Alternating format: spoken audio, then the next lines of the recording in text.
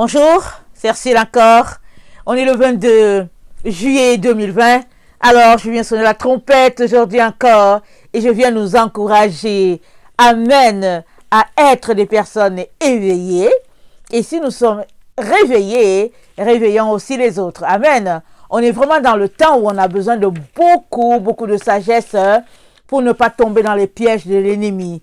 On est dans les temps où le mensonge bat son plein, la séduction avec, et il est très important qu'on puisse demeurer sur la ligne droite et sur la voie de la lumière.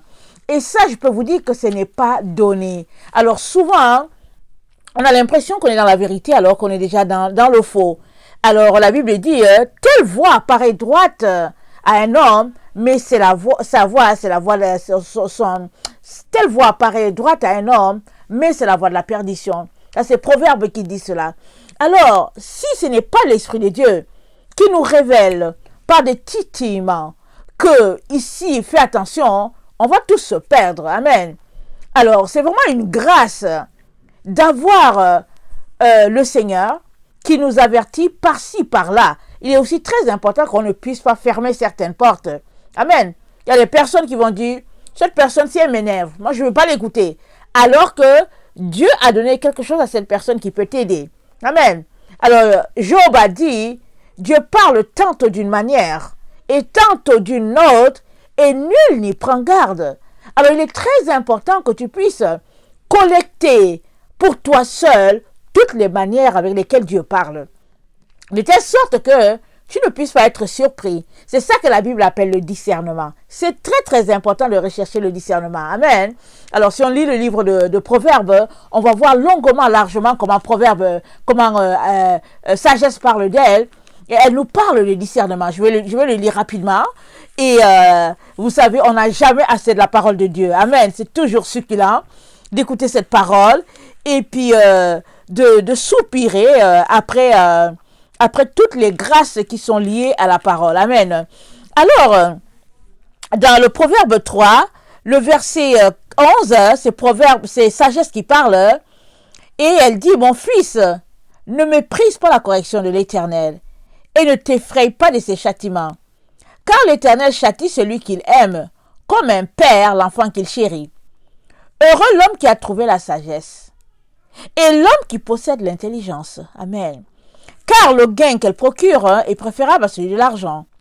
Et le profit qu'on en tire vaut mieux que de l'or. Vaut mieux que l'or. Elle est plus précieuse que les perles. Elle a plus de valeur que tous les objets de prix. Dans sa droite est une longue vie. Dans sa gauche, la richesse et la gloire. Ses voies sont des voies agréables. Et tous ses sentiers sont paisibles. Elle est un arbre de vie pour ceux qui la saisissent. Et ceux qui la possèdent sont heureux. Amen. C'est par la sagesse que l'Éternel a fondé la terre, c'est par l'intelligence qu'il a affermi les cieux. Amen. Alors, la sagesse, c'est très important dans le temps où nous sommes. Et pour avoir la sagesse, il est très important que tu comprennes que la sagesse, c'est la crainte, la sagesse, c'est la crainte de l'Éternel. Et puis, maintenant, la sagesse, elle loge dans le discernement. Tu as besoin du discernement à tout point de vue. Tu as besoin du discernement. Et ça se trouve sur les sentiers de la droiture. Hein? Amen. Le livre de Proverbes nous le dit. Et puis, ça nous dit que le gain que sagesse procure, c'est préférable à l'argent. Alors, si tu es quelqu'un qui cherche l'argent, tu ne trouveras pas la sagesse de l'Éternel. Parce qu'elle est juste pour ceux-là qui ne courent pas après l'argent, qui n'ont pas le cœur tourné vers l'argent, mais qui ont le cœur tourné vers sagesse. Or, dans le temps où nous nous trouvons, s'il y a une chose qui vaut plus que tout, c'est la sagesse. Et je viens nous encourager à acquérir cette sagesse-là. Et la sagesse, elle se trouve dans la parole de Dieu, comme on vient de lire.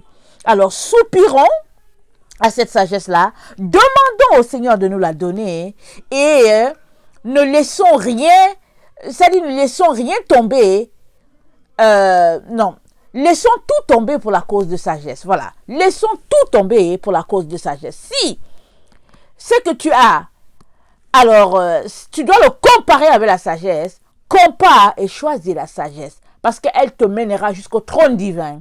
Amen. Alors, aujourd'hui, je viens parler encore du même sujet sur lequel on est ces derniers temps, par la grâce de Dieu. Alors, on est sur les masques et le Seigneur m'a donné 2 autres vidéos sur le masque et alors je vais la porter. Et aujourd'hui, je viens de parler de le masque, il n'y a rien là. Vraiment. Alors, donc c'est ça, le masque. Alors, certains disent, il n'y a rien là. Et puis, le Seigneur te demande, vraiment, il n'y a vraiment rien là? Amen. Alors, allons-y voir ce que le Seigneur a pour nous aujourd'hui. Alors, c'est un vaste sujet. On a déjà vu on a déjà parlé en long et en large des masques. Amen. On a vu que c'est un signe, c'est un symbole, et d'où ça vient, et il ne faut pas le prendre à la légère. Et puis, alors, dans le masque, comme c'est un symbole, ça renvoie à des totems, à des téraphins, et le masque, ça communique quelque chose, etc., etc. On a vu tout cela. Amen. Il y a plein de vidéos où j'ai apporté en ligne, et il y a aussi d'autres, à part les autres que les miennes, il y a d'autres vidéos qui en parlent. Alors, comment on appelle ça? Alors, le Seigneur est en train de nous réveiller dans le temps où nous sommes. La Bible nous dit que, on le sait déjà depuis, n'est-ce pas? On a toujours su que la génération de la fin va faire face à une situation où ils seront appelés à prendre le signe de la bête. On a su ça. Et là, on est cette génération de la fin. Mais le seul problème, c'est que est-ce que tu réalises que tu es cette génération de la fin? Amen. Est-ce que tu le réalises? Parce que tu peux le réaliser, mais tu peux aussi ne pas connecter à ce qui est en train de se passer en ce moment. Parce que au temps de Shadrach, Meshach et Abednego, et au temps du roi Nebuchadnezzar, il y avait une statue qui était élevée en l'honneur du roi Nebuchadnezzar et tout le monde devait adorer la statue. Alors tout le monde a vu cette statue-là d'or. Alors c'était de l'or, c'était précieux et le roi avait demandé à tout le monde d'adorer cette statue. Mais il y avait 3 juifs de la famille de Juda qui étaient là, qui ont dit au roi, on ne va pas t'adorer. Et ils ont été jetés dans le feu et le feu les a pas brûlés. Et dans leur temps, amen, le feu les a pas brûlés et le peuple a pu savoir qui était le Dieu de Shadrach, Meshach et Abednego. Et le roi lui-même avait demandé aux gens de craindre le Dieu de Shadrach, Meshach et Abednego. Parce que Dieu avait confondu le roi et tous ces satrapes parce qu'ils voulaient tuer les enfants de l'Éternel et Dieu n'a pas permis.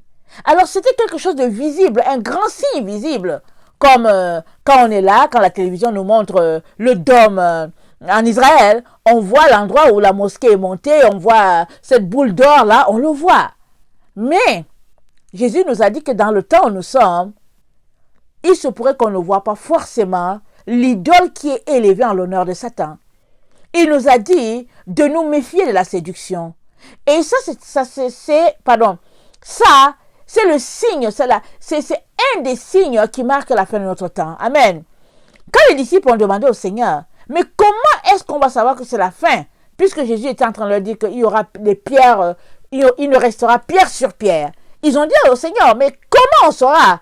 Jésus leur a dit, prenez garde que nul ne vous séduise. Parce que si tu es séduit, mon frère et ma soeur, c'est fini pour toi. Tu ne pourras pas te rendre. Alors, l'enjeu se trouve au niveau d'être séduit ou pas. Alors, j'espère que vous connaissez ce proverbe-là qui dit « Tout ce qui brille n'est pas de l'or ». Alors, les gens le connaissent, ce proverbe-là. Ils savent que tout ce qui brille n'est pas de l'or. Alors, le diable, cette fois-ci, dans notre temps, le temps de la fin, il a décidé de fonctionner autrement. Et Jésus nous a avertis. Jésus nous a dit il va fonctionner par la séduction. Par la séduction. Il va venir par des moyens mitigés, par toutes sortes de situations nébuleuses pour nous attirer à son piège. Et c'est ça qu'on est en train de voir. Alors, on était là. Je pense que le 17 mars 2020 a sonné une date, en tout cas l'endroit où je suis, comme la date officielle du confinement dû à un virus qu'on a appelé le corona, le Covid-19, et il fallait se mettre à l'abri parce que, voilà, ça fait ravage et tout ça. Hein. Et le livre d'Apocalypse en parle longuement. Amen. Il parle comment on va faire ainsi à la bête, on va faire parler la bête et tout, etc., etc. Alors, on sait tous que les journalistes s'y sont mis, tout le monde, partout, on ne faisait que parler de Covid, et puis mieux encore, ils ont répandu et puis leurs mensonges sur toute la terre, ils ont arrêté le fonctionnement de tout le monde, alors tout le monde était en confinement hein, à cause d'un virus qu'on appelle le Covid. Et Jésus nous a dit, prenez garde que nul ne vous séduise. Alors, on s'est retrouvés, en tout cas moi dans la partie où je suis, dans la partie où je suis au Canada, on s'est retrouvés, quand on allait dans les magasins, à acheter la nourriture par exemple, on faisait des files, et si tu ne faisais pas des files, quand tu arrivais, il y avait des marques au sol, des flèches qui indiquaient partout où tu devais aller, comment tu devais faire pour éviter toute situation. Mais quand tu regardes bien les flèches qui sont au sol, ces flèches-là marquent encore les empreintes de ce Covid-là, des empreintes dues à ce Covid-là. On a donc fait des traces au sol.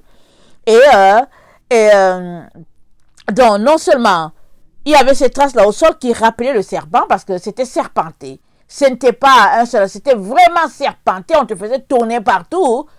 Mais si tu ne t'arrêtais pas, tu n'allais pas être frappé, tu allais juste te dire, bon, ok, on évite, on nous protège. Mais quand tu es vif, tu vas voir tout de suite que, mais voyons, on nous fait le tour de serpent. Tout de suite, tu le vois. Alors, par la grâce de Dieu, ça c'est quelque chose que j'ai vu tout de suite. Mais, avec le temps, j'ai pu voir comment ils ont ajouté d'autres choses. Maintenant, après avoir mis des flèches au sol comme des repères, des dispositifs pour régler nos mouvements et tout, ils ont ajouté à cela le masque. Amen, nous disant qu'il faut qu'on le porte. Et maintenant, hein, c'est devenu obligatoire, de telle sorte que ceux qui ne le portent pas, ils auront des conséquences, etc., dans les endroits publics. Amen. Alors voilà un peu la situation dans laquelle on se trouve. Mais qu'est-ce que dit Apocalypse? Je ne veux pas lire tous les passages d'Apocalypse, mais j'aimerais qu'on s'arrête à Apocalypse 13. Je vais nous rafraîchir rapidement la mémoire par rapport à certaines choses.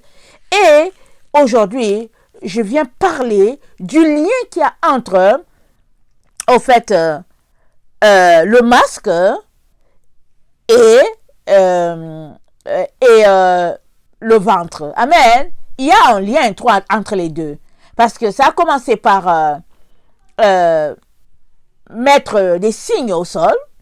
Et puis c'était le symbole du serpent qui passait par là, par-ci, par-là. Et puis finalement, quand tu finis, la queue est quelque part et la tête est quelque part.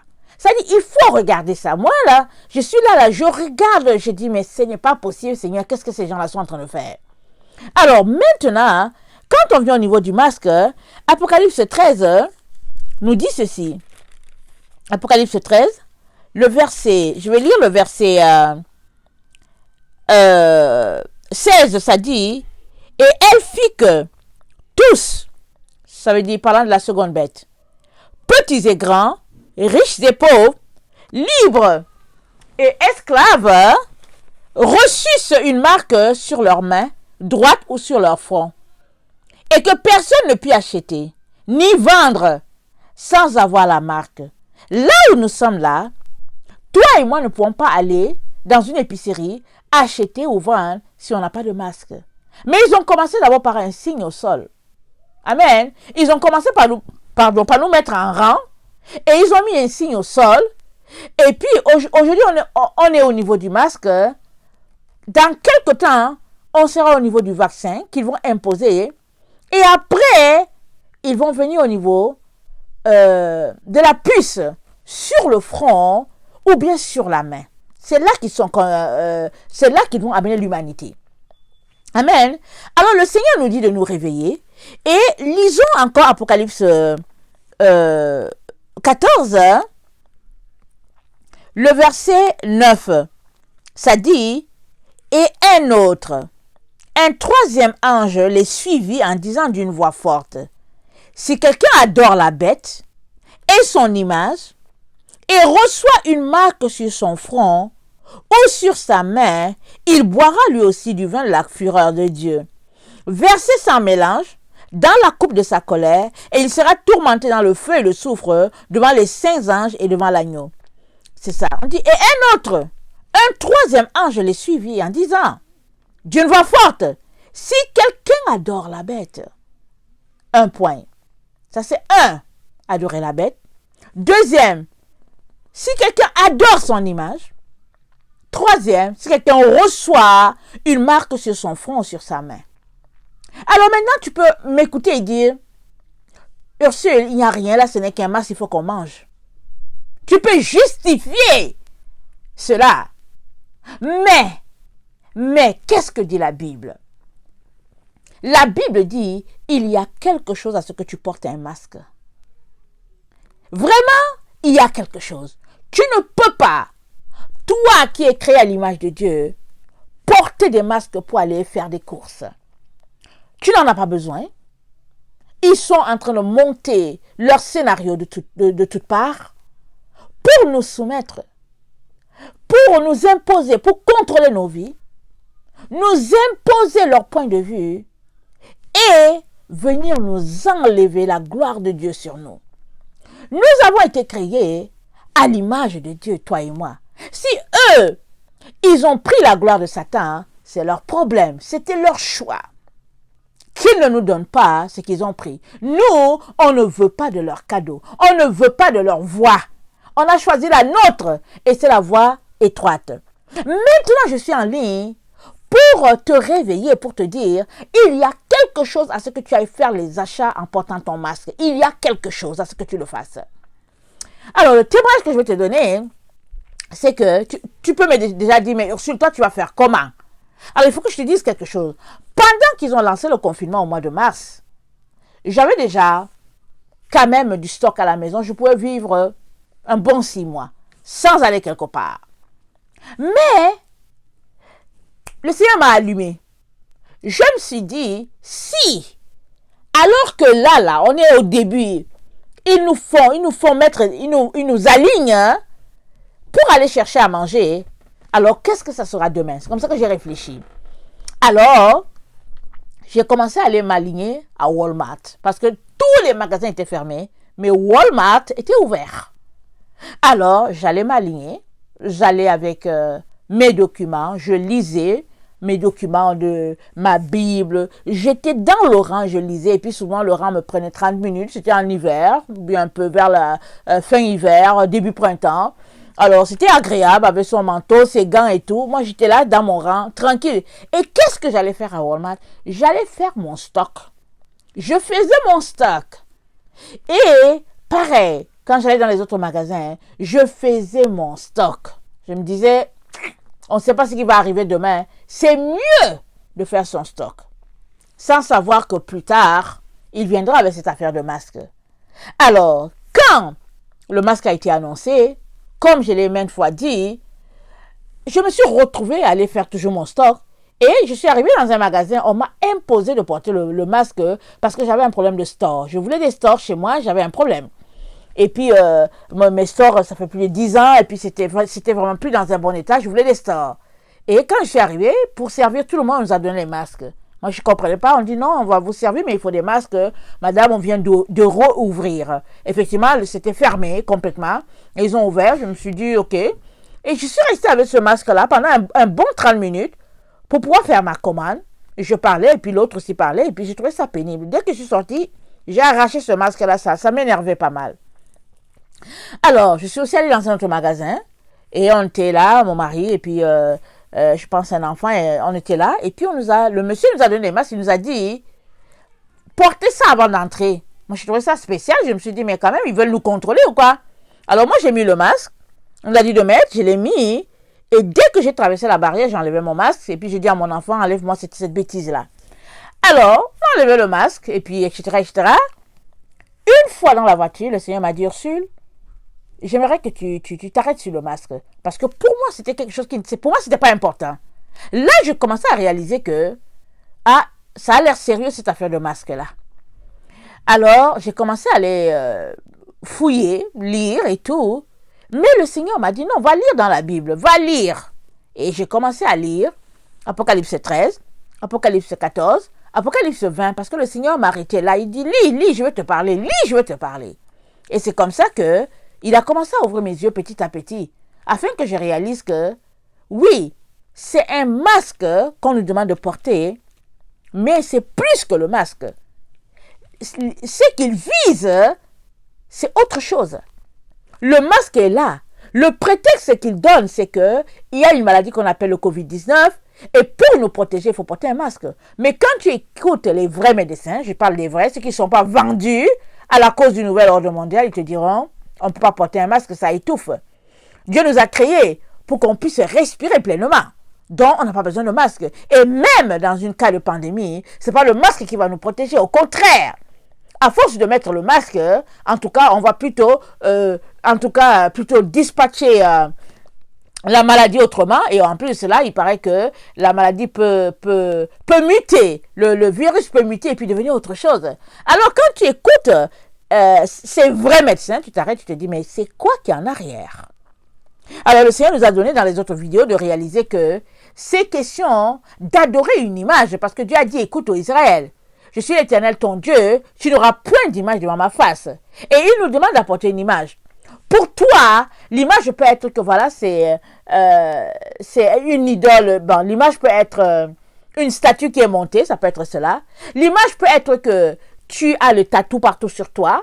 L'image peut être que tu portes des boucles d'oreilles et puis tout ça, et puis tu te dis que le Seigneur n'aime pas ça.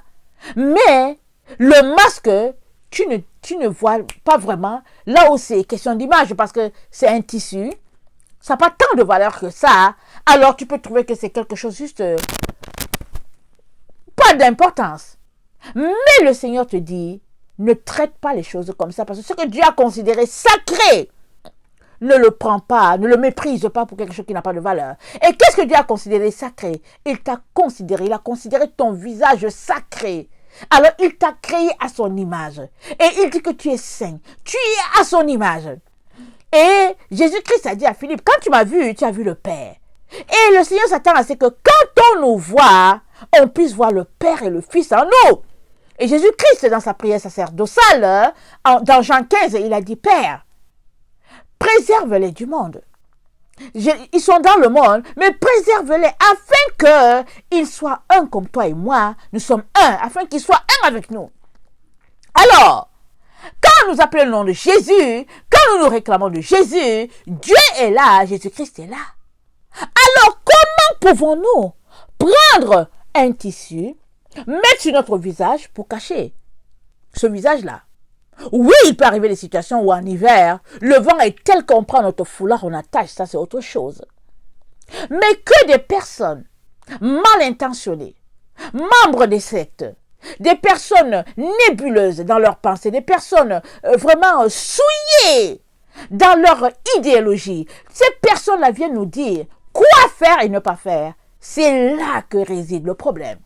Parce que c'est la même chose que le roi Nebuchadnezzar a dit à ces trois juifs-là, il leur a dit, il est question que vous puissiez adorer la statue. Alors Shadrach, Meshach et Abednego lui ont dit, vis éternellement au roi, mais sache qu'on n'adorera pas ta statue. Et quand bien même tu voudras nous tuer, nous on ne va pas l'adorer. Notre Dieu va nous délivrer. Et quand bien même il ne nous délivrera pas, quand bien on mourra, on ne va pas adorer ta statue. Ils ont dit quelque chose de ce genre-là. Alors, ils ont dit ça. Ils ont défendu leur foi. Ils ont dit, niet, on ne marche pas dessus. Toi et moi sommes appelés à ne pas marcher dans ce qu'ils nous imposent. Maintenant, si toi, tu penses qu'il n'y a rien là, tu vas obéir à ce qu'ils te disent.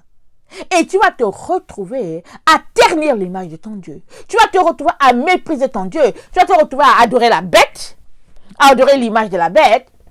Et puis, plus tard, tu prendras tu prendras la puce. Tu prendras cela. Alors, regardez, j'ai déjà fait ça dans une vidéo, je pense une ou deux. Alors, tu peux dire que, mais le virus du Covid, c'est juste un virus. Mais sache que, je l'ai mis dans une vidéo, dans le virus là, on a trouvé du venin de serpent. Et dans le vaccin qu'on va t'inoculer pour anéantir un peu les effets du Covid, sache qu'il y a le venin du serpent dedans. Donc, ils sont en train de t'inoculer un peu de serpent, un tout petit peu, pour changer ton ADN. Et puis, ce qui fait que, finalement, tu deviens infecté par le serpent. Mais rappelle-toi, dans le jardin d'Éden, Dieu a dit à Satan, il dit, toi là, tu vas mordre le talon de la femme, mais elle va t'écraser la tête. Mon frère, ma soeur, il est question que tu écrases la tête du serpent. Et non que tu puisses communier avec le serpent et avoir une part du serpent en toi. Non, il est question que tu puisses écraser sa tête. À partir de ce moment-là, tu ne peux pas jouer avec le serpent. Tu ne peux pas jouer avec ces gens-là parce qu'ils jouent avec nous. Au début, ils ont mis leur marque sur le sol. Ils nous ont fait des tours en zigzag et puis à la fin, quand tu regardes, tu vois que c'est la tête du serpent ici et puis que la queue du serpent est là. On commence par la queue du serpent et puis on finit par la tête. Un peu comme ces jeux-là de bingo qu'on fait faire aux enfants, ou bien ces jeux-là que tu vois dans les cahiers ou bien dans les livres et puis c'est là et puis tu vois, tu suis les traces du serpent. Ou bien, je ne sais pas si c'est un jeu de Monopoly, je ne sais pas parce que moi je ne joue pas. Alors, il y a souvent des jeux, là, je vois ça tracé, quelque part, et puis tu vois qu'il y a la queue du serpent, et puis on avance, on va vers la tête du serpent. Alors, si tu as commencé à jouer par ça, c'est devenu réalité. Et qu'est-ce qu'ils sont en train de faire? Pendant que tu marches sur les traces, là, ils sont en train de dire que c'est le serpent qui dirige ta vie. Tu marches sur les trucs du serpent. Mais quand on est mordu à la cause des autorités, on dit oui, il faut respecter les autorités. Maintenant, c'est qui ton autorité? Je ne dis pas que il n'y a pas d'autorité dans nos pays. Mais depuis quand c'est les hommes qui règnent sur nous? Notre autorité, toi et moi, c'est Dieu. C'est Jésus-Christ. C'est là que se trouve, c'est là que viennent nos commandements. Parce que nous sommes les ambassadeurs de Dieu sur la terre. Ce n'est pas ces gens-là qui vont nous dire quoi faire. Ce n'est pas eux. Donc, leur plan, c'est que ils ont commencé par là, l'endroit serpenté. Après, ils nous ont dit que bon, maintenant, il faut porter un masque. Et après le masque, ils diront qu'il faudra prendre le vaccin. Et après le vaccin, ils vont imposer leur puce, etc., etc. Parce que Satan n'a pas assez de prendre de toi. Il vient, il va prendre ton petit ongle. Et après l'ongle, il va prendre ta main. Et après la main, il va prendre... C'est ça qu'il est.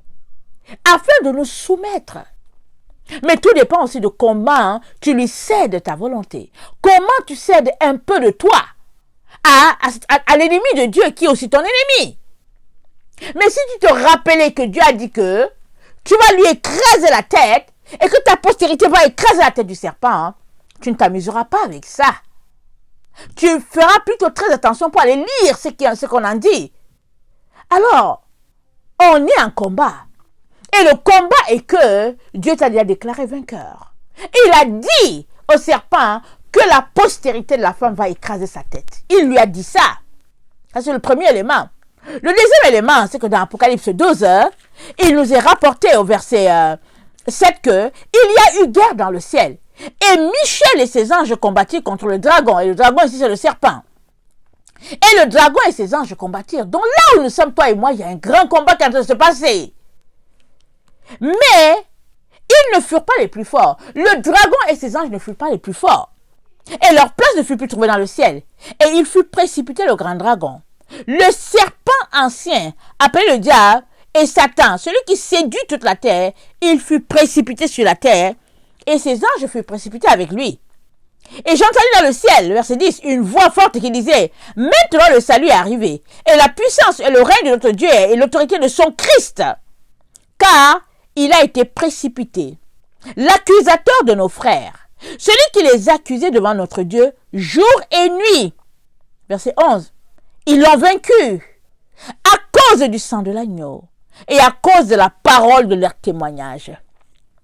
Ils n'ont pas aimé leur vie jusqu'à craindre la mort. La parole de ton témoignage, c'est très important. Le sang de l'agneau, c'est très important. Et la vie de Jésus-Christ en toi, très important. Est-ce que ta vie est cédée à Jésus ou pas? Et si elle est à Jésus, Jésus te dit que tu vas vaincre. Il le dit ici. Alors si Jésus a déjà dit que tu es vainqueur, pourquoi t'amuses-tu avec le diable en mettant le masque sur ton visage pour aller acheter à manger? Pourquoi? Maintenant, tu peux dire, si, je ne savais pas. Ok, Dieu merci. Maintenant que tu sais, prends tes mesures le plus rapidement possible. Pour que tu ne te retrouves pas à adorer la bête incessamment ou bien à outrance. Il faut que tu sortes de là. Une fois que la Bible te montre que tu as péché, sors de là. Comme l'exemple que je t'ai donné. Je suis allé, j'avais besoin de store. J'arrive, on nous dit, il faut... Tout le monde, on remettait un masque dans la porte. Et puis là, mon mari et moi, on se regarde. C'est quoi que c'est pas? On dit non, on veut vous servir, mais on veut le masque parce que, voilà, on vient d'ouvrir et tout. Bon, je prends le masque. Et j'étais là, je ne voulais pas, mais je le prends. Pendant 30 minutes, je suis avec le masque, on me sert. Et une fois que je sors de là, je me dis, mais voyons, il y a quelque chose qui ne va pas. C'est là que le Seigneur a commencé à travailler à mon esprit pour que je saisisse qu'il y a quelque chose ici qui n'est pas correct. Ok? Mais si, de prime abord, je ne voyais pas le problème, je n'aurais jamais connecté au fait que ça ne cadre pas avec le port du masque et puis la maladie. Et retournant à la maison, prenant ma Bible pour l'étudier, le Seigneur m'a donné de réaliser que le masque, c'est une image. Une image bien là qui vient cacher la gloire de Dieu, qui est toi et moi. Nous sommes créés à l'image de Dieu, nous sommes sa gloire sur la terre.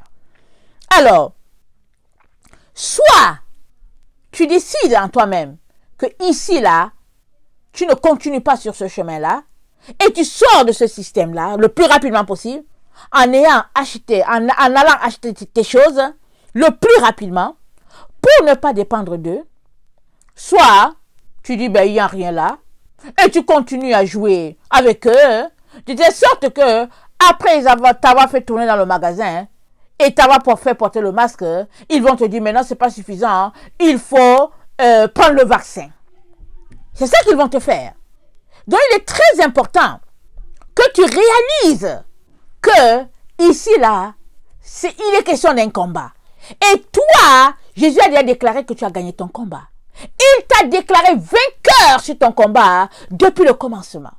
Il est important que tu saches que pour bien finir, tu dois aller au début.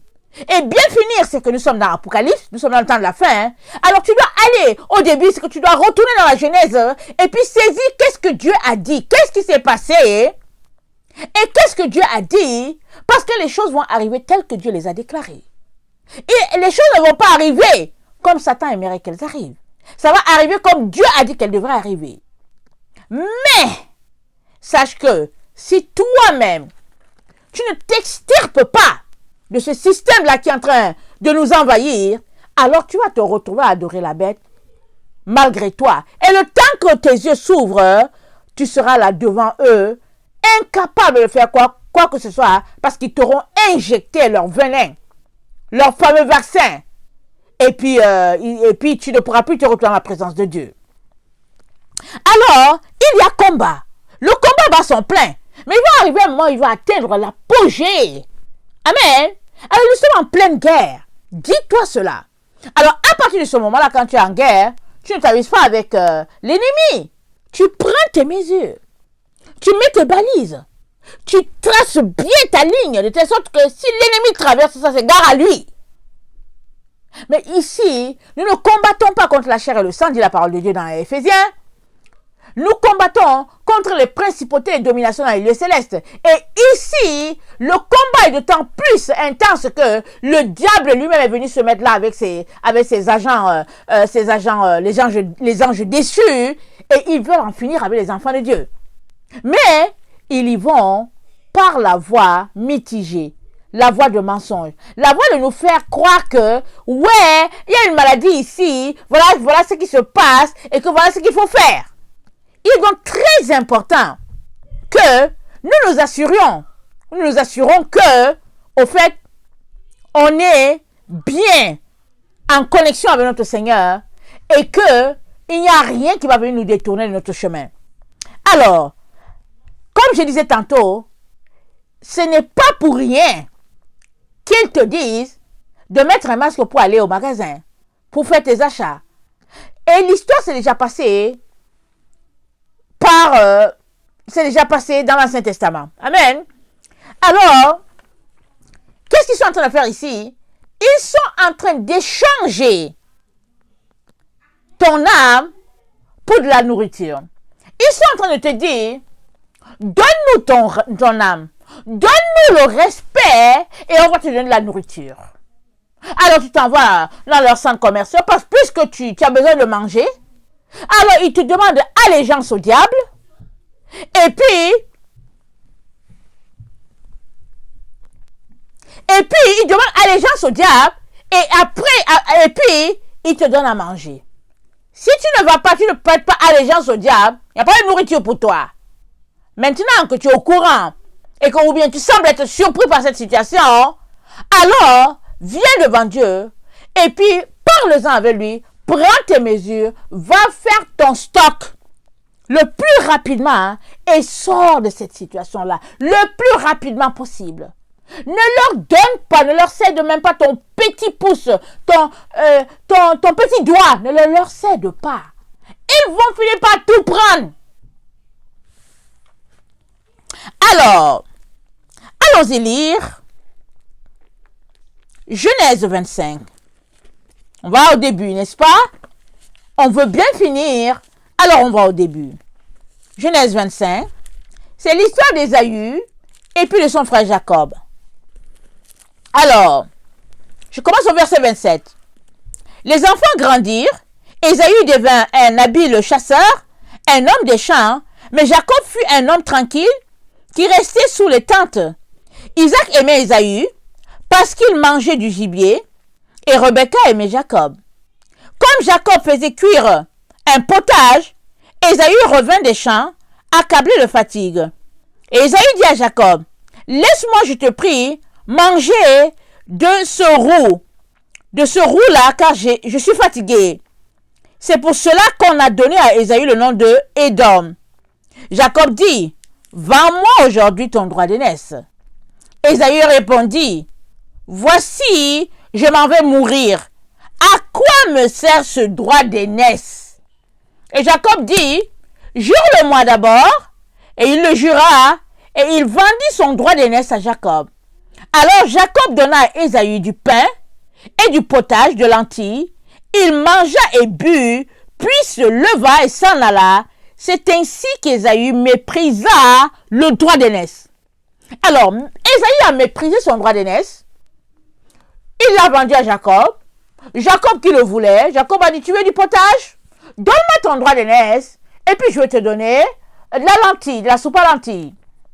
Alors, on s'attendrait à ce que, en personne bien posée, en personne sérieuse, qu'Ésaü lui dise, mais voyons, pourquoi est-ce que... Non, moi, Dieu m'a créé, Dieu a fait que je suis ton aîné, c'est la place qu'il m'a donnée, il m'a considéré, il m'a donné. Mais non, Ésaü a dit, qu'est-ce que tu veux que je fasse avec?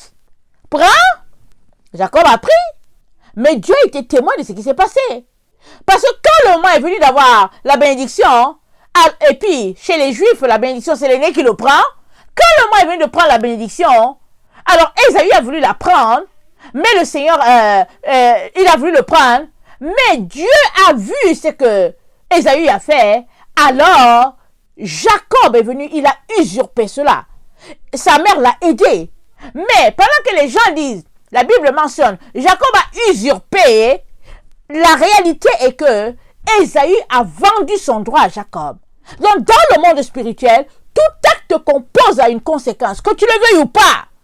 Quand tu poses un acte, ça a une conséquence. C'est pas parce que tu ne sais pas, c'est pas parce que tu ne connais pas la conséquence.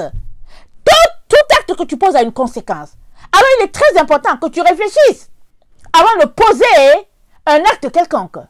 Alors, Ésaü a perdu son droit d'aînesse comme ça. Parce qu'il a méprisé la position que Dieu lui a donnée. C'est la même chose. Maintenant, revenons à notre cas. Alors, ils nous disent, vous voulez à manger? Alors, vous ne pouvez pas sortir sans masque. Vous ne pouvez pas prendre le bus sans masque. Vous ne pouvez rien faire sans masque. Maintenant, les médecins disent, pas besoin de masque. C'est étouffant, c'est pas bien. Et ils nous disent, il faut le masque. Alors, qu'est-ce qu'ils sont en train de nous dire? En échange des services, les services, la vie courante, en échange de la nourriture, on a besoin de masques. En échange d'un déplacement en autobus, on a besoin de masques. Alors, qu'est-ce que ça nous renvoie? Ça nous renvoie à du donnant. Amen. Alors, on a besoin, on veut du pain. Alors, on va s'aligner, on veut du pain. Ils nous disent, OK, où est ton masque? Tu mets le masque et puis ils te donnent du pain. Mais nous, les enfants de Dieu, Dieu nous a dit, nous ne pouvons pas avoir de masque. Il dit, c'est le visage découvert que nous contemplons la gloire du Seigneur. Il dit, on peut avoir d'image taillée devant sa face. Il dit, nous sommes créés à l'image de Dieu. Il dit, nous sommes la gloire de Dieu sur cette terre. Il dit, nous sommes le reflet de sa gloire pour les autres. Et il dit que quand les gens nous voient, les gens voient Dieu. Et il nous dit, tu ne peux pas salir cela. Toi-même déjà tu es un masque. Je suis un masque. Nous sommes déjà en soi des masques. Dieu dit, tu ne peux pas céder. Tu ne peux pas leur céder ta position. Je t'ai élevé. Je t'ai donné un rang qui est au-dessus de tout. Parce que la Bible dit quoi? Les anges ont cherché à regarder là-dessus, dans cette créature extraordinaire, créée à l'image de Dieu. Les anges même ne comprennent pas la beauté, le plan de Dieu. Ils sont renversés par comment Dieu a élevé l'homme. Allons-y, regardez. Je pense dans le psaume 8. Le psaume 8. Excusez-moi, j'espère que c'est le psaume 8 parce que ça fait longtemps que je l'ai parcouru, mais ma mémoire, je pense que c'est le psaume 8. Alors, le psaume 8 dit,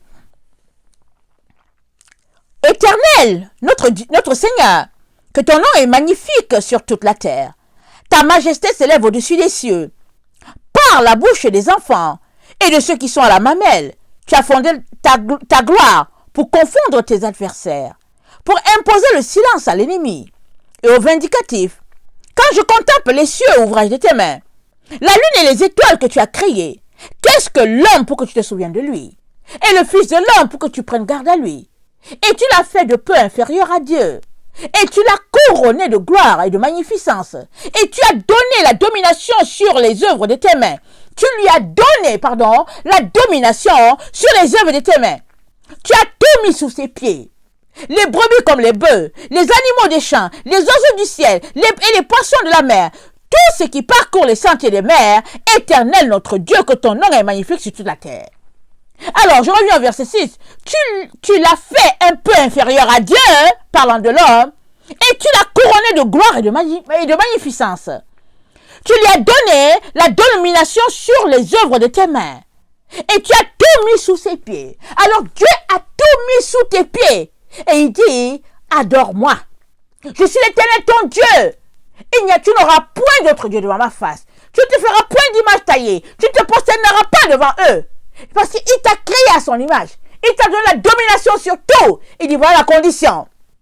Ne te prosterne pas et n'adore pas les autres dieux.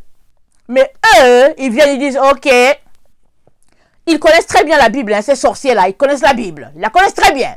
Ils disent, ok, on va voir comment on va les coincer. Alors, ils nous disent, ok, portez le masque pour avoir la nourriture.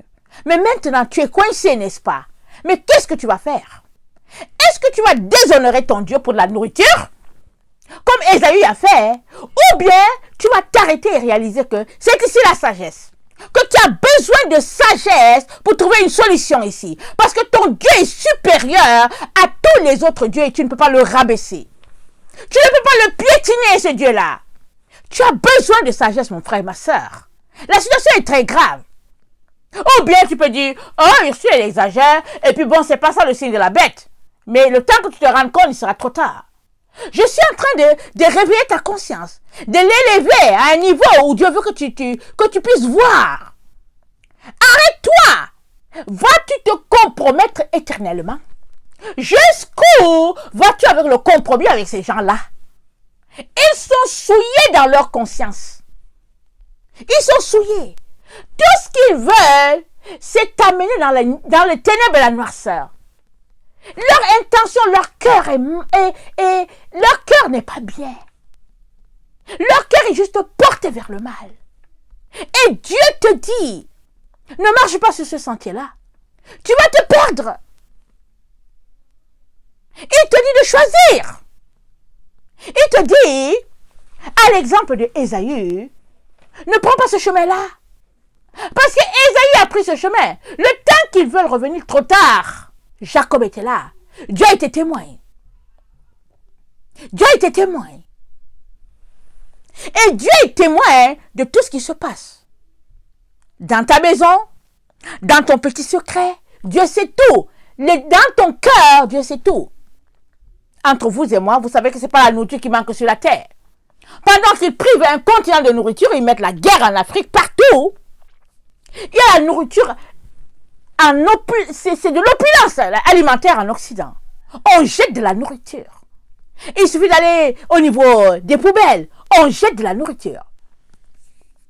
Un jour, il y a peut-être 3 ou 4 ans, je ne sais pas, on est allé, on voulait acheter du poisson, mon mari et moi. Et on arrive, ils nous ont dit non, on ne peut pas vous vendre ce poisson-là parce que c'est juste là pour décorer. On dit mais non, nous on veut l'acheter.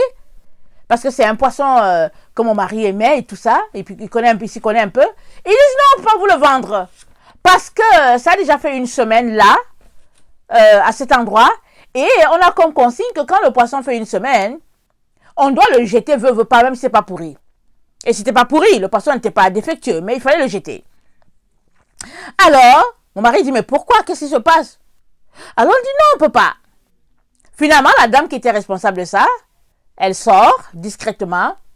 Elle nous dit, si mon boss n'était pas là, j'allais vous le vendre à moitié prix. Mais il est là. Mais eux, ils nous ont dit de jeter la nourriture et il faut que les gens aillent le prendre à la poubelle. Elle dit, c'est ça qui est dommage ici. On jette la nourriture. Alors, on jette ça. Et puis, si quelqu'un veut, il va le prendre dans la poubelle. Là, comme ça, il n'y a pas de problème. Mais le poisson n'avait aucun problème. Mais il fallait le jeter après une semaine. Juste pour vous dire où l'être humain est rendu. Alors, ils mettent la famine dans un continent. Dans un autre, il y a la nourriture. On jette. Et puis, quand on va acheter la nourriture, ils mettent les prix des choses tellement élevés que tu t'arrêtes, tu te dis, mais pourquoi est-ce que cette boîte de céréales va coûter $10? Tu ne sais pas pourquoi ça coûte $10. Mais tu achètes ça à $10. Et après, si tu retournes, si tu te trouves dans un endroit de seconde main, tu vas voir que la même boîte de céréales qu'ils t'ont vendue à $10, tu vas l'avoir achetée à $1,50. Pourquoi? Parce qu'ils ont récupéré leur argent quelque part. Et là, maintenant, ils pensent un peu aux pauvres, ils le mettent là, et après, il faut le jeter. C'est à ne rien comprendre. C'est là où l'humanité est rendue. Maintenant, tu peux exceller dans leur pensée, leur mode de pensée, ou bien tu peux t'arrêter pour dire, mais non,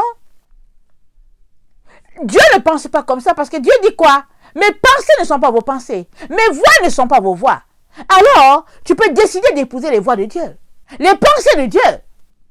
Et à partir de ce moment-là, tu ne vois plus les choses comme eux. Tu vois les choses comme ton Dieu. Tu t'alignes à ce que ton Dieu est en train de faire. Et c'est là que nous sommes rendus. Alors,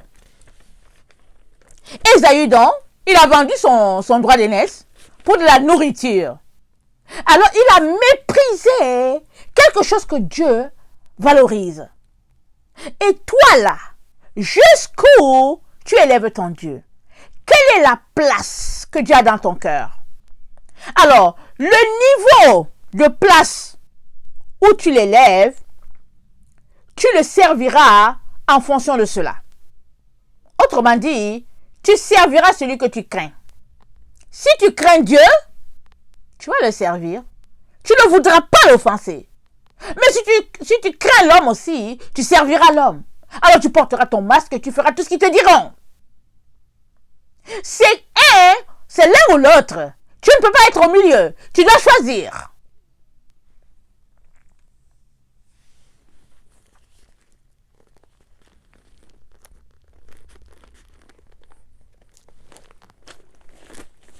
Excusez-moi.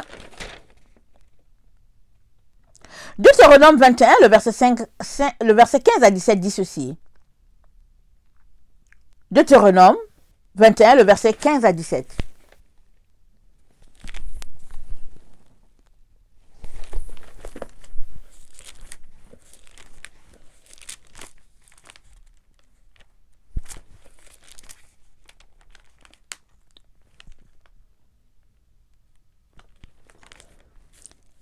un homme a deux femmes, aime l'une et n'aime pas l'autre, et s'il a des fils dont le premier-né soit de la femme qu'il n'aime pas, il ne pourra point, quand il partagera son bien entre ses fils, reconnaître comme premier-né le fils de celle qu'il aime, à la place du fils de celle qu'il n'aime pas.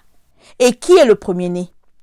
Mais il reconnaîtra pour premier-né le fils de celle qu'il n'aime pas, et lui donnera sur son bien une portion double, car ce fils est les prémices de sa vigueur, le droit d'aînesse lui appartient. Regardez comment Dieu a placé le droit d'aînesse. Regardez comment Dieu est tellement juste que il fait la différence entre les enfants de celles qu'on aime et celles qu'on n'aime pas. Pour distribuer l'héritage. Regardez comment ce Dieu-là est juste. Comment ce Dieu-là est droit. Comment ce Dieu-là est amour, il est bonté, il est père sur ses enfants. Alors voilà ce que Dieu dit. Et Ésaü a méprisé le droit d'aînesse. Dieu considère tellement ta position qu'il dit voilà comment ça doit se passer. Ésaü a méprisé. Et il a reçu en récompense en fonction de son mépris de ce que Dieu considère. C'est pareil pour toi et moi. C'est pareil. Jusqu'où la nourriture a tellement préséance sur notre Dieu. Jusqu'où Dieu a dit qu'il ne va pas te laisser mourir de faim. Mais dans cette situation-là, tu dois considérer que il s'agit de soumettre ta volonté à celle du diable. Il s'agit d'arracher ta volonté, comme elle a été arrachée à Ève et puis à Adam subtilement. Et puis aussi, il s'agit de t'enlever ton âme, de la faire perdre. Parce que la Bible dit, à quoi servira-t-il à l'homme de gagner le monde entier s'il devait perdre son âme? Alors à toi, on veut que ton âme soit perdue. Comment? On veut t'amener subtilement à prêter allégeance au diable. En te disant que, mais non, il y a une maladie ici, voilà. Et puis pour cela, il faut porter le masque. On te demande de ne plus respirer en paix. L'air là que Dieu t'a donné, on te dit de plus le respirer, de mettre quelque chose à cause d'une maladie. Mais toi, tu as peur de quoi? De quoi as-tu peur? Dieu, il est Dieu sur sa création. Il veille toujours sur sa création. Alors, pourquoi est-ce qu'il nous empêche d'exercer notre foi? C'est comme, à partir de 50 ans, on nous envoie un test, on dit il faut aller faire le test de cancer pour voir si tu as le cancer de sein. Et parce que je n'ai rien à faire de ma vie. Mais il y a des personnes, ils ont fait le test, je ne sais pas si c'est une fois tous les 2 ans, pour savoir s'ils ont le cancer de sein ou pas. Mais voyons!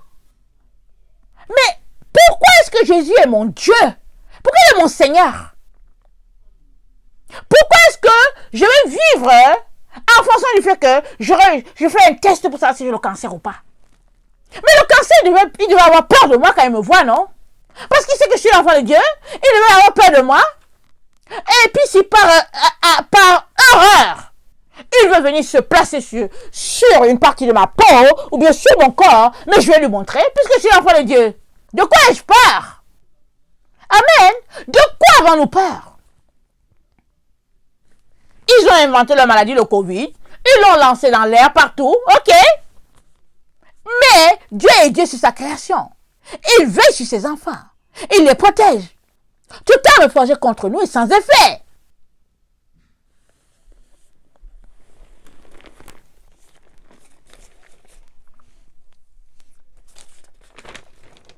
Pierre 2, le verset 6 à 10 dit ceci. 1 Pierre 2, le verset 6 à 10.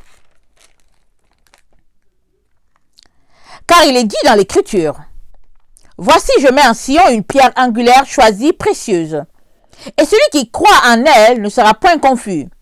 L'honneur est donc pour vous qui croyez, mais pour les incrédules, la pierre qu'ont rejetée ceux qui bâtissaient est devenue la principale de langue, et une pierre d'achoppement, et un rocher de scandale. Et ils s'y heurtent pour n'avoir pas cru à la parole, et c'est à cela qu'ils sont destinés. Vous, au contraire, vous êtes une race élue, un sacerdoce royal, une nation sainte, un peuple acquis, afin que vous annonciez les vertus de celui qui vous a appelé des ténèbres à son admirable lumière. Vous qui autrefois n'étiez pas un peuple et qui maintenant êtes le peuple de Dieu. Vous qui n'avez pas obtenu miséricorde, qui maintenant avez obtenu miséricorde. Amen. Vous, au contraire, verset 9, vous êtes une race élue, un sacerdoce royal, une nation sainte, un peuple acquis. Pourquoi? Afin que vous annonciez les vertus de celui qui vous a appelé des ténèbres à son admirable lumière. Il nous a déjà fait sortir des ténèbres. Est-ce qu'on va retourner dans il nous a déjà fait sortir. Est-ce qu'on va retourner dans leurs ténèbres là? Toi là qui es plein de lumière là, qui dit que tu es sauvé là, qui parle en langue là, qui proclame les vertus du Seigneur, qui va tous les dimanches à l'église là. Mais maintenant, est-ce que tu vas leur céder ton droit de prince? Parce que c'est dit que nous sommes une race élue, un sacerdoce royal, une nation sainte, un peuple acquis. Acquis à la gloire de qui? À la gloire de Dieu. Et ils nous ont fait sortir des ténèbres. Est-ce qu'on va retourner dans leurs ténèbres? Mais non, merci.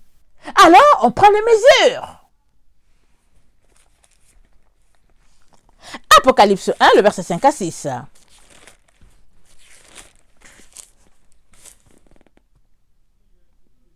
Et de la part de Jésus-Christ, le témoin fidèle, le premier-né des morts et le prince des rois de la terre, à celui qui nous aime, qui nous a délivrés de nos péchés par son sang, qui a fait de nous un royaume des sacrificateurs pour Dieu, son Père. À lui soit la gloire et la puissance au siècle des siècles. Amen. Est-ce que tu peux lire ce verset-là si tu te courbes tout de suite devant Satan pour avoir de la nourriture? Tu peux lire cela? Comment seras-tu le jour que Jésus te verra? Auras-tu le visage baissé parce que tu as tellement honte de ce que tu as fait? Ou bien vas-tu le regarder droit dans les yeux pour recevoir l'éclat de sa beauté, pour recevoir l'éclat de sa gloire en personne? Parce que pour le moment, 2 Corinthiens 3, le verset 17 nous dit, nous sommes, et nous, qui le visage découvert, contemplons cette gloire-là, nous sommes transformés à cette image-là. De gloire en gloire, nous sommes transformés. Nous le contemplons, le visage découvert. Ce n'est pas avec un visage caché, c'est découvert. Mais aussi, si tu as un visage couvert, tu es aussi transformé à l'image de ce visage couvert-là, avec ton masque. Et puis avec ton masque, tu ressembles à un animal.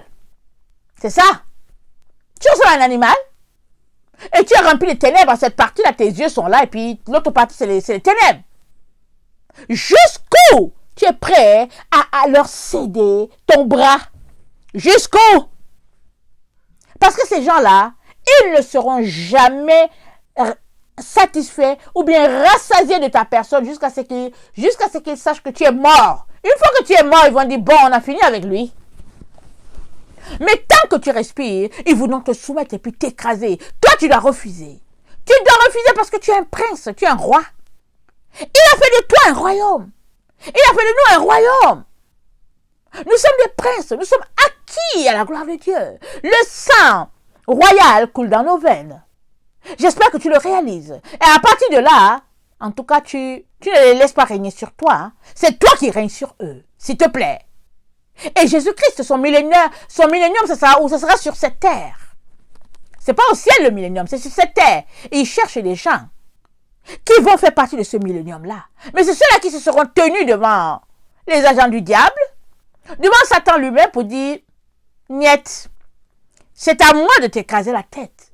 C'est pas à toi de venir m'écraser et m'injecter ton venin par un certain vaccin. C'est pas à toi, c'est à moi de t'écraser la tête, s'il te plaît, et je vais l'écraser au nom puissant de Jésus. Amen. Amen, Seigneur. Hébreux 12, le verset 15 à 17, je vais m'arrêter là, pour cette partie-là, parce que je n'ai pas fini ma leçon sur ce thème-là, et je vais prendre sur le 2. Amen. Alors, Hébreux 12, le verset 15 à 17. Hébreux 12, excusez-moi.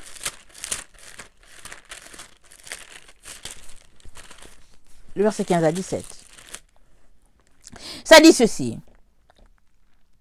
Veillez à ce que nul ne se prive de la grâce de Dieu, à ce qu'aucune racine d'amertume, poussant des rejetons, ne produise du trouble et que plusieurs n'en soient infectés. Veille à ce que plusieurs ne soient infectés par ton comportement à toi. Toi qui trouves que c'est pas grave que tu peux aller au centre commercial avec des masques et tout et que tu retournes demain, tu retournes après-demain. Mais non! Maintenant que tu es coincé, prie le Seigneur, demande-lui la grâce de t'aider à aller acheter ton stock et viens t'asseoir chez toi et puis laisse-les avec leurs affaires. Alors, ils veulent soumettre des gens que ce ne soit pas toi, l'enfant de Dieu. Verset 16. À ceux qu'il n'y ait ni impudique, ni profane comme Ésaü qui pour un mets vendu son droit d'aînesse. Vous savez que plus tard, voulant obtenir la bénédiction, il fut rejeté, quoiqu'il la sollicita avec larmes, car son repentir ne put avoir aucun effet. Vous ne vous êtes pas approché d'une montagne qu'on pouvait toucher et qui était embrasée par le feu, ni de la nuée, ni des ténèbres, ni de la tempête, ni du retentissement, ni de la trompette, ni du bruit des paroles, tels que ceux qui l'entendirent demandèrent qu'il ne leur en fût adressé aucune de plus. Car ils ne supportaient pas cette déclaration. Si même une bête touche la montagne, elle sera lapidée. Et ce spectacle était si terrible que Moïse dit, je suis épouvanté et tout tremblant. Verset 22. Mais vous vous êtes approchés de la montagne de Sion, de la cité du Dieu vivant, de la Jérusalem céleste, des myriades qui forment le cœur des anges, de l'assemblée des premiers-nés inscrits dans les cieux, du juge qui est le Dieu de tous, des esprits des justes parvenus à la perfection, de Jésus qui est le médiateur de la nouvelle alliance et du sang de l'aspersion qui parle mieux que celui d'Abel. Gardez-vous, conseil verset 25, de refuser d'entendre celui qui parle. Car si ceux-là n'ont pas échappé, qui refusèrent d'entendre celui qui publiait les oracles sur la terre, combien moins échapperions-nous si nous nous détournons de celui qui parle du haut des cieux, lui dont la voix alors ébranla la terre, et qui maintenant a fait cette promesse, une fois encore, alléluia, j'ébranlerai non seulement la terre mais aussi le ciel. Ces mots, une fois encore, indiquent le changement des choses ébranlées, comme étant faites pour un temps, afin que les choses inébranlables subsistent. Alléluia. C'est pourquoi, recevant un royaume inébranlable, montrons notre reconnaissance en rendant à Dieu, écoutez-moi bien, un culte qui lui soit agréable, avec piété et avec crainte, car notre Dieu aussi est un feu dévorant. Écoutez bien, ces mots, une fois encore, indiquent le changement des choses ébranlées, comme étant faites pour un temps, pour que les choses inébranlables subsistent. C'est pourquoi, recevant un royaume inébranlable, montrons notre reconnaissance en rendant à Dieu un culte qui lui soit agréable, avec piété et avec crainte, car notre Dieu est aussi un feu dévorant. Alléluia. Il est très important qu'on puisse craindre notre Dieu. La crainte de l'Éternel, c'est le commencement de la sagesse. Il est très important qu'on puisse le craindre. Amen. Je vais m'arrêter là sur cette partie. Je vais prendre l'autre vidéo et on va terminer cette leçon. Amen. Je vous aime beaucoup. Amen. Et Dieu davantage. Soyez bénis. Si toi tu es quelqu'un qui ne connaît pas le Seigneur, sache que Jésus-Christ est le seul médiateur entre Dieu et les hommes. C'est le seul qui va te sauver. Mahomet ne peut pas te sauver. Bouddha ne peut pas. Ton argent ne peut pas. Ta maison, ton intelligence, rien ne peut te sauver. Jésus-Christ, il est le seul qui va te sauver. Et il est le Fils de Dieu, comme on vient de lire, il est le médiateur d'une nouvelle alliance. Et tu as besoin de lui donner ta vie et de marcher sur ses principes. Lui te sauvera du carnage qu'ils ont planifié pour toute l'humanité. Alors, imaginez, ils ont décidé qu'ils vont vacciner 7 milliards à presque 8 milliards de personnes. Ils vont les vacciner pour leur bien-être à eux, pour être contents, c'est-à-dire pour leur satisfaction à eux, d'être arrivés à transformer des êtres humains que Dieu a créés. Alors ils veulent nous rendre des robots. Mais est-ce que toi, tu vas accepter ça? Est-ce que tu vas l'accepter? C'est ça la question que Dieu a pour toi aujourd'hui. Et je sais que non, tu ne vas pas l'accepter. Et puisque tu ne vas pas l'accepter, lève-toi, secoue la poussière qu'il y a sur toi, secoue les quelque chose là qu'il y a que Dieu n'aime pas, et mets-toi sur ton séant. Et proclame la bonté de Dieu pour toi, et mets-toi à rejeter toutes ces choses-là qui veulent t'imposer, parce qu'ils vont pas s'arrêter au masque. Déjà qu'avec le masque, tu es en train de rendre un culte à un Dieu étranger. Ils ne vont pas s'arrêter là. Ils vont arrêter quand ils sauront qu'ils ont eu ton âme. Ils vont arrêter là. Mais toi, bats-toi, on est en plein combat, s'il te plaît. Alors que le Seigneur te donne de réfléchir, de t'arrêter, d'aller en profondeur et de supplier celui-là qui est sur le trône, de t'aider à gagner ton combat de la fin. Amen. Soyez bénis, je vous aime beaucoup. Alors, faites tout pour pouvoir demeurer dans cette grâce-là. Faites tout pour pouvoir acquérir tout ce dont vous avez besoin pour être les vrais enfants de votre Père. Amen. Soyez bénis. Maranatha, Jésus revient. Amen. Amen.